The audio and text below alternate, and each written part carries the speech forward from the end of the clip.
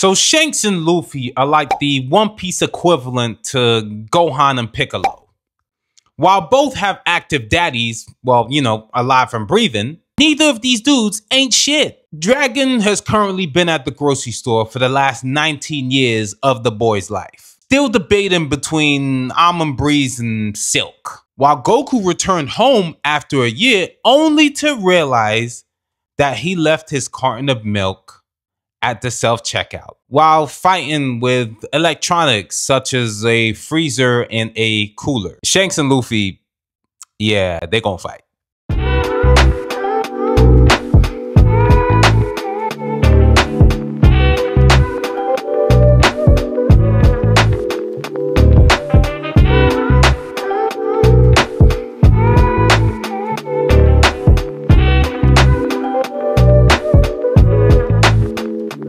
Now, before you trash me for basically clickbaiting you guys, I need y'all to hear me out.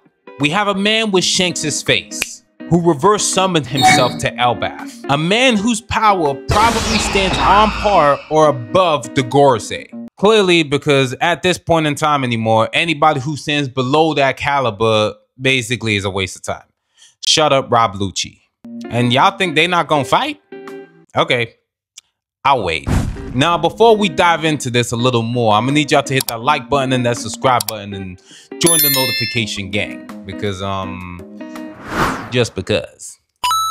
Now, Evil Shanks versus Luffy will be speculation at its finest. Speculation time.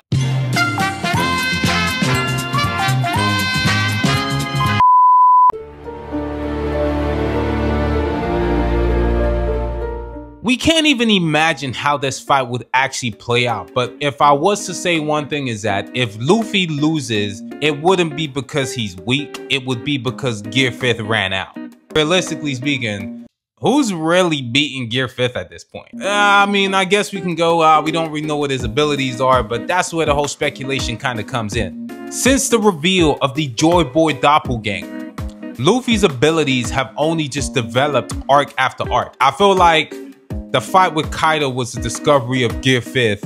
Egghead gave us a brief, almost like a brief introduction to what Gear 5th can do. And when you think about it, I think Oda did answer a question at one of these cons that I would love to go to, but haven't actually had the time to go to. Going into Gear 5th, oh no, actually scratch that. Someone asked him, Luffy being able to poof glasses, like how does that actually work? And Oda basically just said, oh, it's basically almost like an invitation to Nika's world.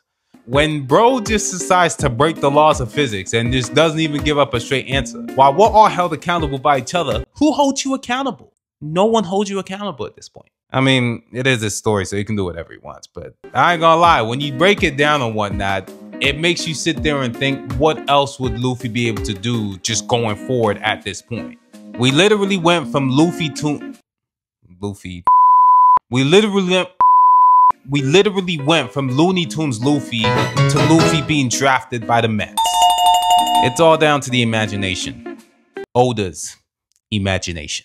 Haki stands above all, and of course, Luffy's Haki is built different. Dude has advanced mastery over all the categories. Advanced, armament, and conqueror. So at this point in time, you're not messing with him. And then in addition to that, dude has a dangerously busted devil fruit. For years, we literally thought his fruit was a rubber fruit, only to realize that it's just like some sort of, what is it, humanoid?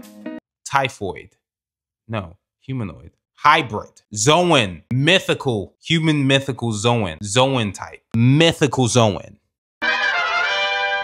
Now, my question is, can Luffy win against an opponent whose Haki basically stands next to the pinnacle of Haki in the series? Joy Boy stands at the top, Goldie Roger, and I mean, Shanks is definitely up there too. And I mean, with this Evil Shanks, we don't really know where he stands, but we can go with the assumption he's just as strong as regular Shanks. As of right now, I don't entirely think so, just because of Haki. I mean, in regards to abilities, I mean, at this point, dude got a whole sword, and I mean, Luffy will probably be able to make a sword at some point anyway. In this arc, the next arc, but come on, it's the imagination.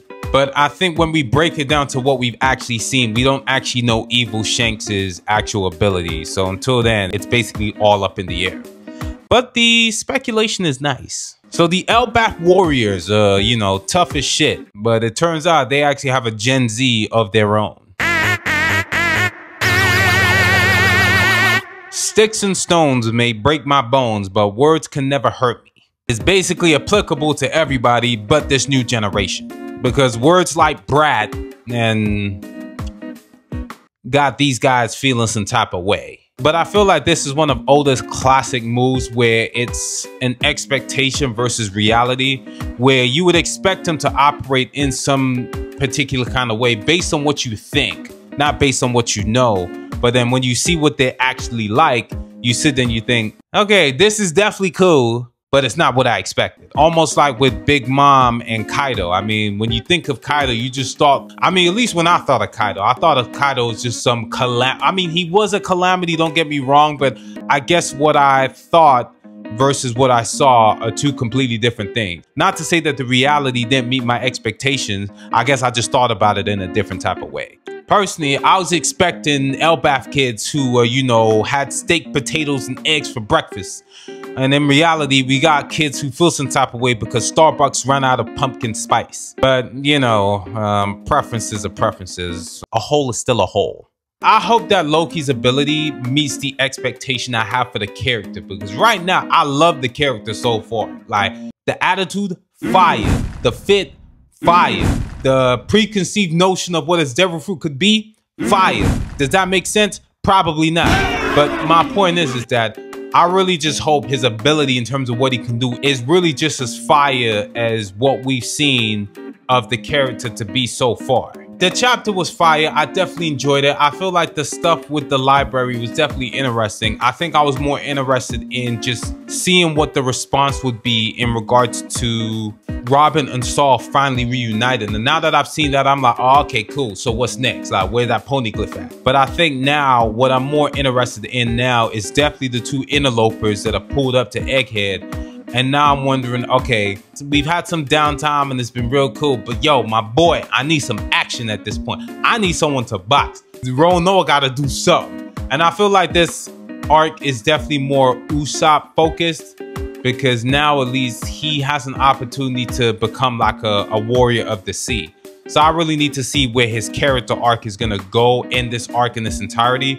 And I really hope my boy gets an upgrade or something because I need him to get that demon hockey. He needs something. Observation, advanced observation. Bro needs to see into the future at this point. But I mean, that's just my thoughts anyway. But yeah, either way, what did you think of the chapter below?